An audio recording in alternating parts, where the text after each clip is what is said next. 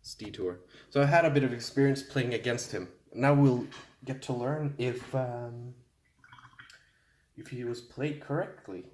Let's see. So, Bran and Hodor. It's an order. Bran's skin changing, so he takes over Hodor and goes berserk. When this unit or summer makes a melee attack, the defender suffers an addition or D3 additional automatic hits. So I think he did play that correctly. Yeah, he did play that correctly. Although I'm not sure we did orders to the letter in the book, but I'm definitely gonna read up on that. And I'm pretty sure I made mistakes too. But yeah, he's a solid thing. Let's see how expensive he is, because I talked about it either in this video, probably the previous one. So he's 3 points. His ability is great, but you get a dire wolf too. And then he has another ability. It's just called Hodor. 3 exclamation points. Once per game, when this unit is successfully charged, the attacker automatically suffers a disorderly charge and rolls -2 attack dice. Bran's unit may no longer be targeted by Bran's skin changing. So what's going on here is he's basically sacrificing Hodor to that enemy unit to distract. Oh, poor Hodor. Hold the door. But it's obviously like a last ditch thing. So if you're about to get charged by a knight's unit and it's really crucial, you do this. Sacrifice Hodor in a way. And ruin the enemy's plans, and then you no longer get the D3 automatic hits after that point. But yeah, it's one of those get out of jail free cards in a way. Something that's very, like, a crucial charge. And there could be so many instances of how that could happen. So yeah, it's good. 3 points and you get a free dire wolf. Just the pressure of it is annoying, and it has an ability. We might as well look at it now, don't we? Let's see. So it can trigger.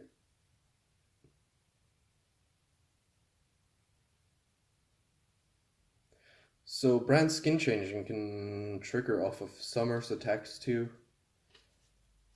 I didn't really pay attention to that, and I don't think my opponent did either, because that really buffs the combat output of that.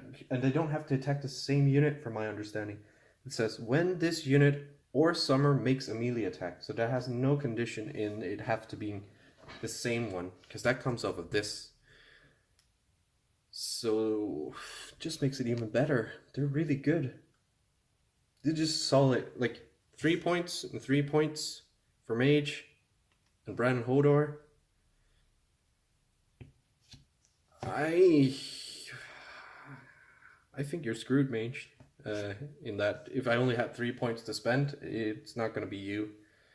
If it's gonna be like a morale, if panic test and morale is gonna be a big thing in the meta, then Mage is back on the table. But my gut says to go spend the 3 points on this. Okay, so let's see. Well, let me make sure. Yeah, 0 points in the back. Yeah. So hits on 2+ with 2 dice. It's decent. It's basically 2 hits every single time. Dire Wolf, he has 2 wounds, but yeah, you never attack with him alone, and if you do, you attack something weak in the flank, like Bowman or something.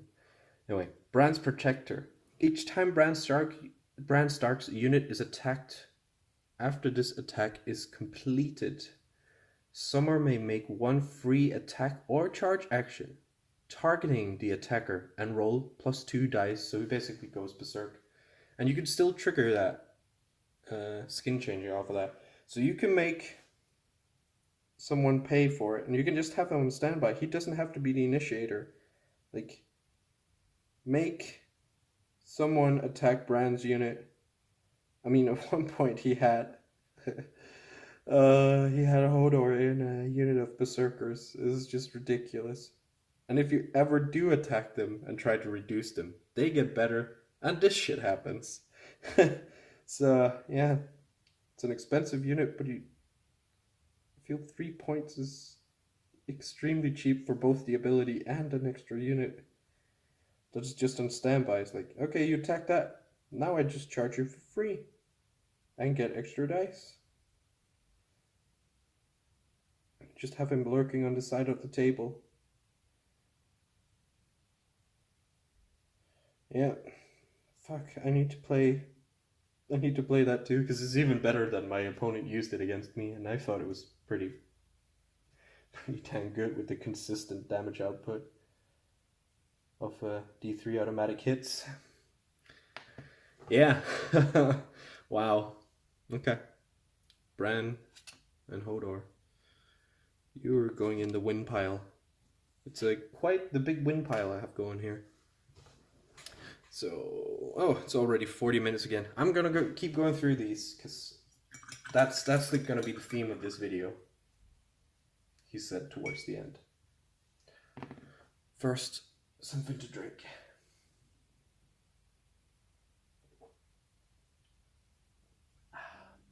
So let's see if we can find the attachment version before we go to the commander version of Roderick. Actually, no, let's get the unit champion out the way first. Or the Umber champion. Fury Unleashed, I believe he's a 1-point unit as well. Yep, he is. If this unit has one or more destroyed ranks, its melee attacks against Vicious. Defender suffers -2 to their panic test. If it has 2 destroyed ranks, the defender also becomes panicked. So I feel like this character is a lot less... He's a lot less baity in the way that, oh, he's supposed to go with the Umbers. Like some of the Tully stuff. Because I feel like he synergizes just as well with the Berserkers as he does with Sworn Swords, just as well as he does with the Berserkers, because of the Stark Fury and anything really. Yeah. Well, he's perhaps a tiny bit more appropriate for the Berserkers, but if I see someone have this in a Sworn Sword unit, I would not blink twice. That is a solid upgrade, I feel. Okay. So, I think we got all... Well, he's going in the win pile as well. I'm actually starting to paint one up over here. Kind of want to finish him, but I also want to have a unit put him in. So let's go with the attachment version of... No, that's a non-combat character. I feel like that should have been a combat character. Oh, well, he's going to be saved for that then. Then we just have the commander version left. So, what can you do, Mr. Roderick? I like his character, so hopefully he will tempt me into using him as a commander in my army. So he has an order. Marshal training. When this unit makes a melee attack, after the attack dice are rolled, the defender becomes vulnerable. Now that's the same as what the captain does. 99% sure he's the first one. Which makes sense because he's probably trained all the captains since he's Master at Arms. Yeah. Okay, so that's exactly the same. So what else do you get? You get Expose Opening. When targeting vulnerable enemies, this unit may reroll any misses. Right. Okay. So it's one of these abilities that seems immediately good, and then you think about it, well, it's not that good, and then it comes back to you like, it's actually really good. And what I mean by that is like, targeting vulnerable enemies, you may reroll misses, but it says after the attack dice are rolled. So that means you can't trigger it on the first attack. That's what I meant. Like, you go, that's really good because vulnerable. And then you go, but they're not vulnerable when I attack them. But then it comes back to you. What this means is that if the opponent rolled miserably, you're not going to spend that vulnerable token anyway. That means they have a really bad day and they lose a lot of guys. And then next turn, when you're no longer charged, you just have amazing staying power of, well, no, you have consistent damage output. It's like, because then you have a vulnerable token that you're not spending. You get the rerolls, and then because you had a lot of hits, I assume you have a lot of hits by now, you then get to put the nail in the coffin, like, yep, and now you spent that token on those things. It's basically like insurance. Like, you roll bad, or if you don't roll bad, you also die. So, I like it.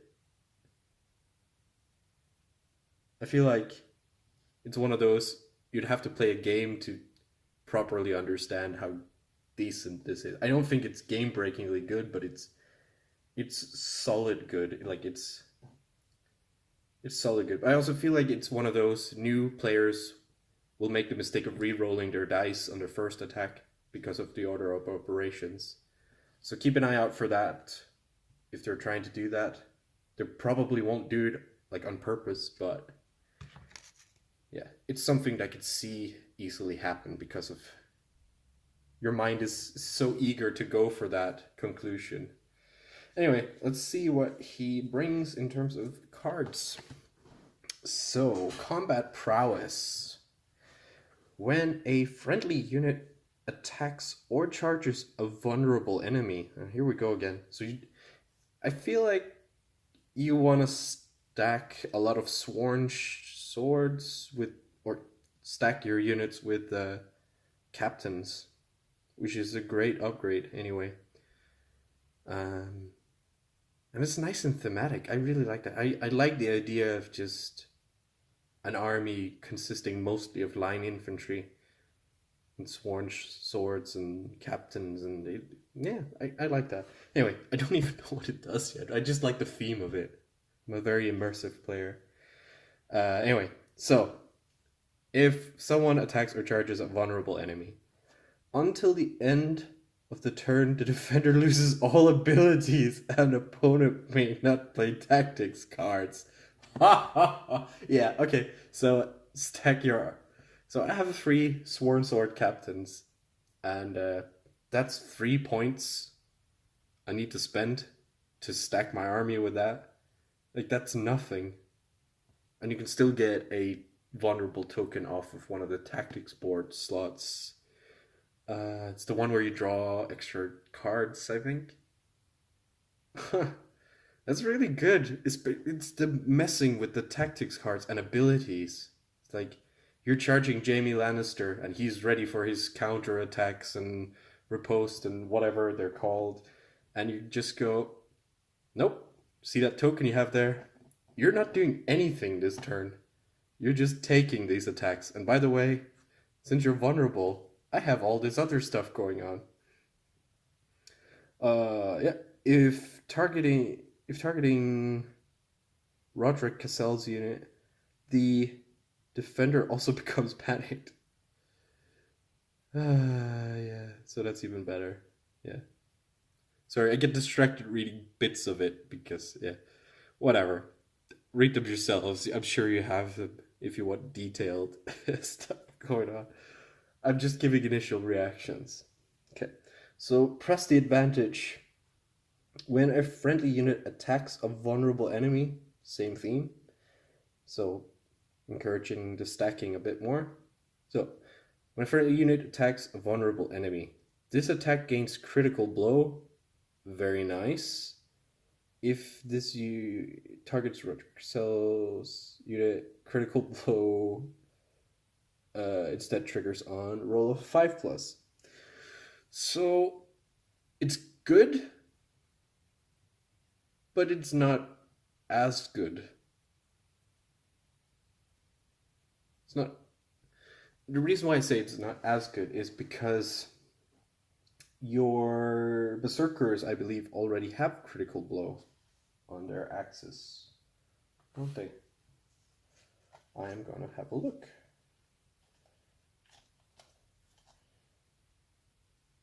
They do not. My bad, I was mistaken. I thought they had that. Anyway, so the other... So when you trigger Stark Fury, which I think... It's always something I'm hesitant of doing, something that damages myself, but I saw how effective it was. So if I can make myself trigger or use Stark Fury a lot, it won't be as effective because I already have critical blow. But what I think this is cool for is, say, later down the line when there's a lot of units that are not Stark units, say there's some Car Starks or some Glovers or whatever, there's a bunch of other things. You just sneak some Sworn Sword captains, sprinkle those in your army with Roderick, and you gain the ability to have critical blow around your army. It's like a Stark trained and guided northern army, I think you can do with this, which makes a lot of thematic sense. I like that. It's cool. It's very cool. I feel like he's less beneficial to have in a pure Stark army. He's better to have sprinkled around. It's marginal, I guess, but it's good. It's very good. He's solid, not exceptionally good. He's solid. I never went through Eddard Stark's card, did I? I'll go through those again since I've done it with all the others, so bear with me. I apologize for the messiness of this video. I'm trying to make up the format as I go, but I think I have a format for the next video where we'll do this to another faction instead. And then I can learn stuff along with you guys. Anyway, let's finish Roderick real quick and then come back to Eddard's cards. And then we'll call it a video and then I'll start a new one because I'm excited.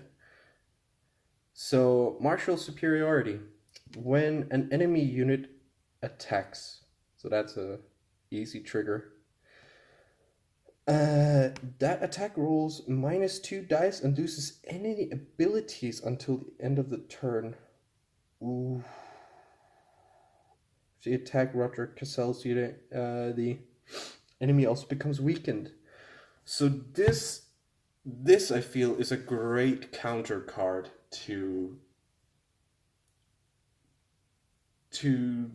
devastating units, or like units that are very dependent on like knights, something like a knight charge.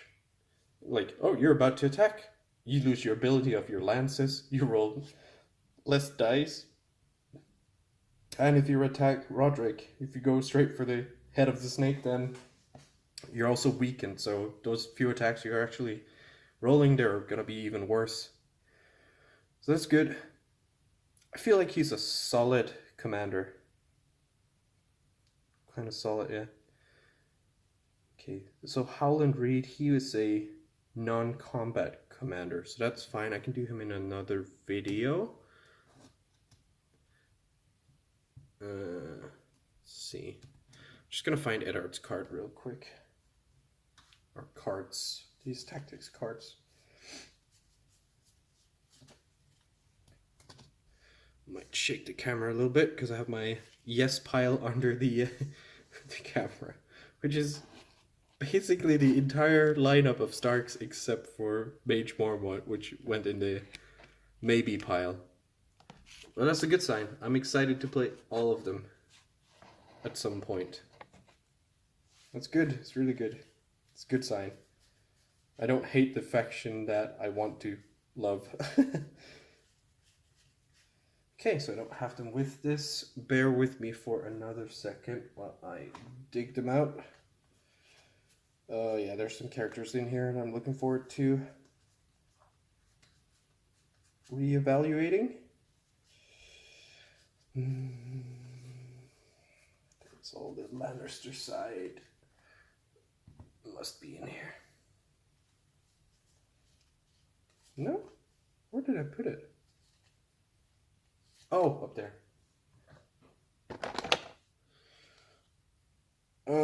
Means I should also go through Rob. I apologize. This is gonna be a long video. Okay, I'm doing it. I'm committed to it. It has to be in one one video, so people can find all of it here. I'll probably end up doing a revised video anyway at some point when I've reevaluated all the statements I've just thrown at you in this one.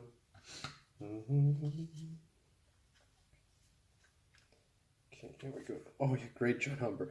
Okay, there's a lot more to it. You're just gonna have to bear with me. I wish I had a Mormont unit so I could make a pun out of the bear with me thing.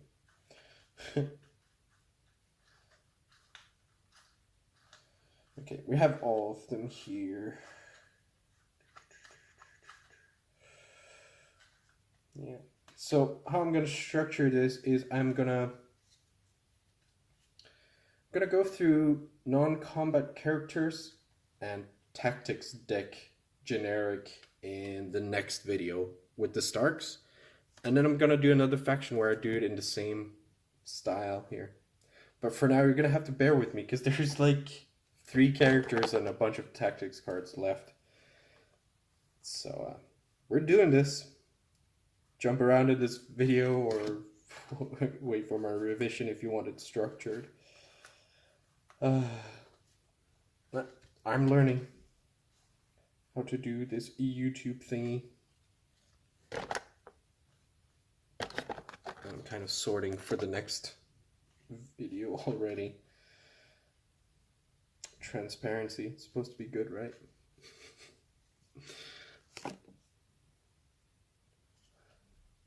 But you could also argue that production value is supposed to be good.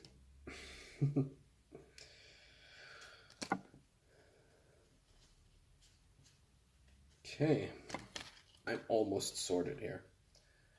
Right, so should I remind you guys what Eddard himself does? I think I should. Even though we started out, or almost started out with him. Let's see, here he is. So it's just to remind you, he's the commander of the army on the table. He, whenever he makes a melee attack his unit, you may restore 2 wounds within long range, and on a friendly unit, could be his own. And that's an order. Now I've gone through that again, or recapped it. So let's look at the abilities. I am totally not painting at the moment, but I don't care. So yeah, so he has 3 cards, of course. So it's gonna be Northern Defiance first. Gonna put it sort of in view here. And have a bit of a drink. Okay. When a friendly unit would fail a morale test, yeah, so this is good. That unit may re-roll this test. If they are within long range of Eddard Stark, they automatically pass this test. If this targets Eddard Stark's unit, it may immediately make 1 free action. So this is what I'm saying when I played Cersei against an Eddard Stark-led army. It's just not effective. He doesn't care about her tricks until the point where she outmoves him on the political scene. But anyway, the small jabs he does not care about at all. So again, nice and thematic. I like it. And that card screwed me over more than once. Lead by example. Say, start of a friendly turn. Okay. Eddard Stark's unit must be selected to activate. Okay. Their melee attack rolls +2 dice this turn. Good. After this activation, 1 other friendly unit within long range may immediately activate as well. Melee attack plus. Okay, this he definitely used against me as well. Do not remember if he consistently did it at the start of Return, but he did this to me like 2 times, and it was utterly devastating because there's just 2 units coming at you, and they're both rolling extra dice, so it was good. It's a solid card. You think at first like, okay, I have to activate, but it's just get a free activation out of it. It's great. Okay, Fury of the Fallen.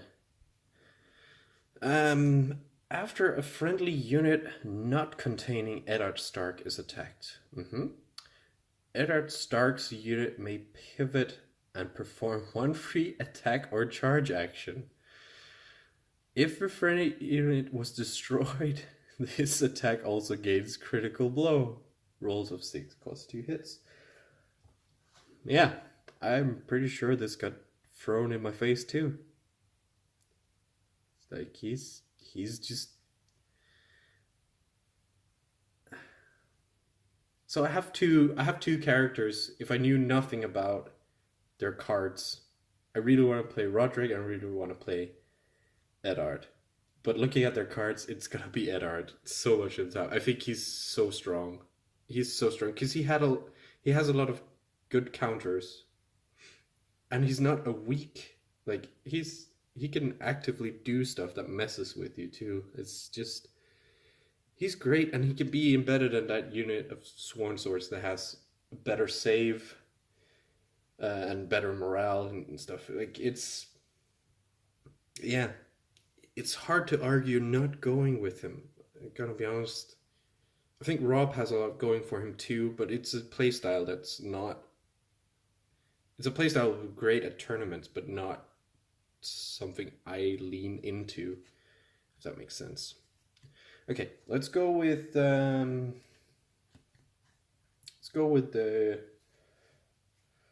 great John himself.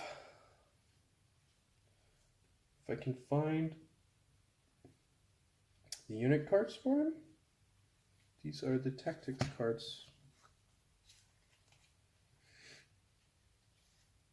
Right, then we're just going with Rob. We'll keep it in the family. Right, Rob Stark as a non-commander. Let's go with that first. So he is a 3-point character. Upgrade to an infantry unit. And they get +1 mobility and may always pivot before marching. So, yeah. Rapid Assault. If targeted by the movement thing on the tactics board, this unit may make a free charge action instead of maneuver retreat. So I feel like what this is great for is putting him into a berserker unit and just go nuts. It almost turns him into a cavalry unit in a way. They can do a lot and get places very quickly, but it's gonna be at a very expensive unit. I like it though. This is the sort of stuff that is great for tournaments. Mobility, outmaneuvering, all that stuff. And such a heavy trigger on making a free charge action out of conventional play. It's so good. I could see having Rob and Ned in the same army even. Okay, so let's look at the commander version of Rob. Order Wolf's Cunning. So when an enemy within long range declares a charge, that enemy suffers a disorderly charge. And that's an order. That's really strong. I forgot to mention, of course, you get Greywind with him as well. And I should probably do us all a favor and look at that card as well, since it's related. Actually, I'm just going to read if it's related. Stalking, Assault. If attacking an enemy in the flank or rear, enemy becomes vulnerable. Huh. So that's another way of stacking vulnerable. You could have Rob as an attachment character in your army, in a Roderick-led army. to get another source of stacking vulnerable tokens. And you can easily get around with a direwolf. Anyway, enough about that. Yeah, so it's a strong ability. It's an order though, which is fine. Where did I put his cards? Where do I keep throwing them places I can't find them? Well, now I found Great John's cards. It's because they're underneath. God dang it. Okay, so we have Tactical Regroup, Superior Positioning, and Hit and Run. So let's look at those. Tactical Regroup. When an enemy combat unit activates... No, I'm getting tired, and I also was looking at the camera. What I'll do real quick is pause it and start it again, because I believe the camera resets after about an hour or something, and might be a gap in what you can see and hear, so I'll do it manually instead. Be right back. Right, I'm back again. So when friendly, we're talking about Rob Stark tactics card. So Tactical Regroup. When a friendly combat unit activates, that unit may make a free retreat action and restore up to D3 wounds. If that unit is within long range of Rob Stark, any enemies they disengage from also becomes vulnerable. Wow, such a good card. Feels very forgiving to play if you're just a little bit smart. Nice. Yeah, I like it. Superior Positioning. When an enemy unit charges, that enemy must roll an additional charge distance die and then select the lowest result. Very nice. Increases the chances of disorderly charge as well. If the enemy is charging Rob Stark's unit, Rob's unit may make a free number 3 or speed 3 maneuver before that enemy moves. So you could like troll them and move away. Let's see the order of the operation. Before the enemy moves, but okay, what I was thinking about was if you could position yourself, if you know that the charge is already going to fail, if you could move forward. I think you can in that I think you've seen the result of the charge. So it's before the enemy moves, but after they roll the dice. So you can be like, I'm going to move forward 2 of them. So I'm definitely going to charge when it's my turn, now that you failed yours. I'm pretty sure you can do that.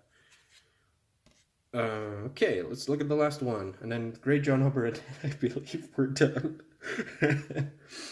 Alright, Hit and Run. Let's look at it. After a friendly unit completes a melee attack, that unit may make a free retreat action and automatically counts as rolling a 6 under retreat distance.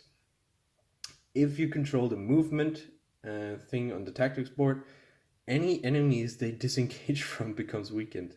And enemies is in plural, so if you're engaged from multiple units, they all become weakened. Interesting. As I'm having to do with Rob Stark, so this could be like a hit and run attack from Outriders or something. Like there's no special ability if it's Rob's unit, so that's great. Yeah, like I said, he's a solid commander. So far I can see myself playing Rob, I can see myself playing Ned, I can see myself playing Roderick. Howland will discuss in the non-combat characters. I have not even looked at his cards, and I'm actually looking forward to it. Now, Great John, I remember flicking through those cards and thinking that's not super my style, but I can see people why I don't want to play him. Anyway, let's look at them now. Great John Umber. It's a 3-point character for a unit upgrade. So I really feel like Brian Hodor and Rob, those 3-point characters gets a free direwolf. The other 3-point characters really have to step up their game. Like Mage, I don't feel like she's even close to it. She should be a 2-pointer for sure. if you compare it straight up. Yeah, let's look at his card, see if he's worth 3 points. So he has an order, Fury of House Umber. When this unit makes a melee attack, after the attack dice are rolled, this unit may re-roll any dice hits from rolls of 6. What? This unit may re-roll any dice, okay, even successful ones, right? Hits from rolls of 6 do not allow defense saves. This unit suffers D3 wounds after this attack is completed. Right. So you're hunting for 6s. So you want to like go through armor. Yeah, it's fine going up against Lannisters and Flayed Men, everything. Yeah, it's good. It's good. And of course it fits with the Berserkers. I just don't like the playstyle of the Berserkers. But I see why it's popular. Anyway, he has something else. It's called Onslaught. If this unit is targeted by the combat space, whatever, cross swords on the tactics board, it may make a free charge action instead of a attack action. So again, it's a really good surprise ability. Yeah, can catch people off guard. It's good. And 3 points, I don't see it. He's actually going to be the second unit that goes in my maybe pile. Of course, I'm going to play him, but I just think for 3 points, Mage and Great John fall way short of some of the other 3-pointers. Yeah. It's not that they're bad. I think there are other 3-pointers that are way better. Like a whole tier better. Anyway, enough rambling. Let's get through the last 4 cards here. We're getting Great John Umber, and that's as his commander role. So we have an order here. It's Umber Rage. When this unit makes a melee attack, before attack dice are rolled, the defender becomes panicked and vulnerable. Right, so this is gonna cause some damage. This unit suffers D3 wounds after the attack is completed. Okay, so this is way good, I feel. This is good. Affiliation, whatever unit he is in counts as a House Umber unit. Now, one thing I don't know if they say he's in a Stark unit, does it mean that it counts as both a Stark and a House Umber, or that it overrides and now it's just an Umber unit? I haven't seen it in the rulebook. I haven't looked for it, I suppose, but I think it's important to know at some point. I will figure that out. But if any of you know for certain, please put it in the comments. Sorry about that. Late night last night. Okay, last 3 cards. Tactics here. Berserker Tactics. Let's start with that. When a friendly unit makes a melee attack, after the attack dice are rolled, the defender suffers... Okay, actually, I'm not concentrating. Let me read that again. It's a long video, huh? When a friendly unit makes a melee attack. After the attack dice are rolled, yeah, the defender suffers D3 wounds. Okay. So D3 automatic wounds on whatever you're attacking. After the attack is completed, unless this unit only has 1 remaining rank, it suffers that many wounds as well. So it's like a buff Stark Fury kind of thing. I get the theme. If this is a House Umber unit, you may deal 3 wounds instead of rolling. Okay. So that's why the affiliation is important.